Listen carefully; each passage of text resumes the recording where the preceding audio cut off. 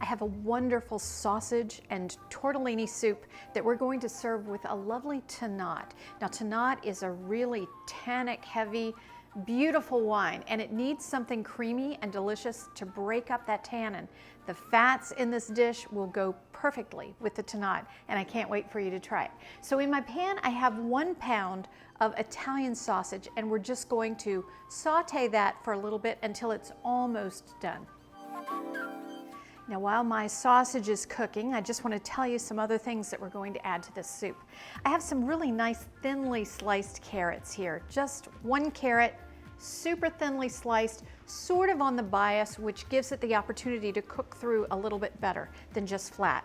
I also have 1 baby zucchini, not a huge one. I like to use those little nice tight tiny ones so we don't have a lot of seeds floating around in the soup, but instead we have a lot of great vegetable. I've got a couple cloves of garlic and then 1 small onion that I've chopped up. We're also going to use some spinach, and I have about 3½ cups or so of packed spinach. You want to pack that really tightly. Now if you're purchasing it by the ounce, one of those little 5-ounce containers of baby spinach is just perfect.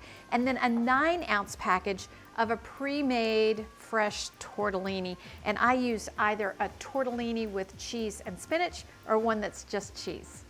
Now when you make this soup, you want to make sure that you're using a mild or sweet Italian sausage, not a spicy one.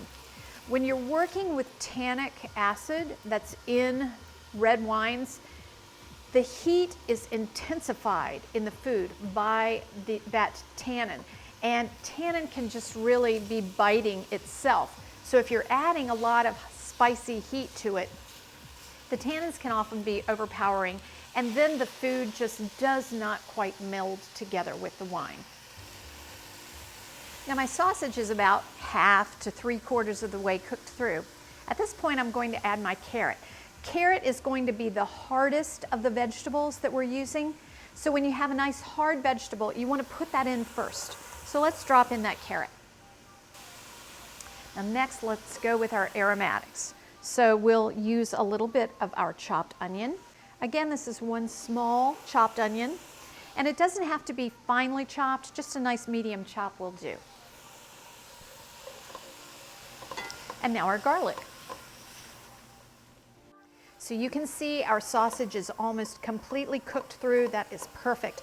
We're going to cook this until no red still shows through. So until it's just done. And right before it's finished cooking, let's add our zucchini. Now we're not trying to brown the sausage. What we really want to do is just to get it so that it's not red inside. And this looks perfect. And at this point, we're going to add a little bit of flour. Now the flour will help thicken it and give it a little extra richness. And we'll also add some herbs. I have some dried basil, dried oregano, and a little bit of dried parsley. Okay, I'm not seeing any flour. So now what I want to do is add 1 6-ounce can of tomato paste. Now this will give a wonderful sweetness to this soup. It will also give that additional richness, and it adds to the flavor profile. Now anytime you add thickening, you're going to want to add some sort of stock. So we have some delicious chicken stock here. About 6 cups will do it. And add that slowly so it doesn't bounce back up on you. And I want to add 1 cup of heavy whipping cream. Okay, so I've simmered this about 5 minutes with the cream, just enough to bring that up to a nice boil. And I'm going to add these tortellinis. Now, normally tortellini about 2 to 3 minutes, depending on the brand. I'm going to let these simmer for 5. So look at this beautiful soup. It's absolutely incredible.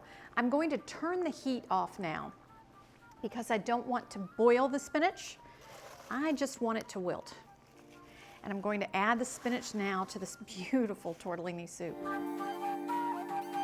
Anytime I have tortellini in my soup, my day is made. Now, if you really like cheese on this, you can also put on some fresh Parmesan, but I like it just the way it is, and the stock just tastes great. So let's pour out a little of this tannat.